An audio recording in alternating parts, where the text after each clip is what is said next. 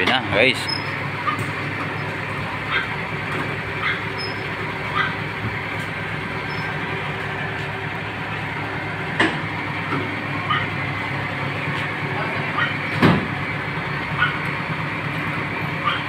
So running naman yan, kaso binili na cab chassis lang.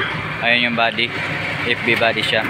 So ang problema kasi dadalhin pa nila ng Cavite. Ang problema nito, walang rehistro. So yung decision ng owner na nakabili, ipataw na lang, wag nang ipatakbo na walang rehistro, baka mamaya masita pa, tapos walang rehistro may pakita, mas malaki yung penalty.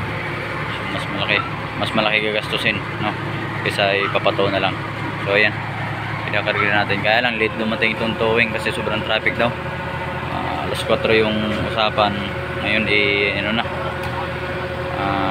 mag alas 7, alas 6 na.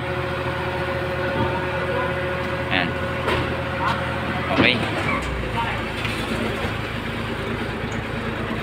Naka-handbrake yun? Cambio?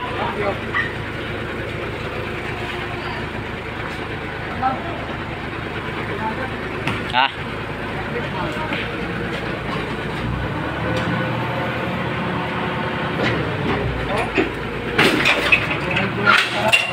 Ano kaya hirap-hirap yan?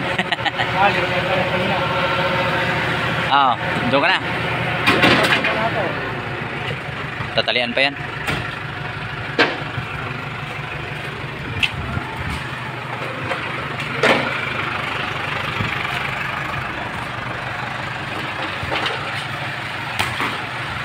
So dalawang unit yung kinuha nila. Yung isa yung 14 feet, no? Yun yung kinuha nila. So dadali ng General Trias Cavite. So na.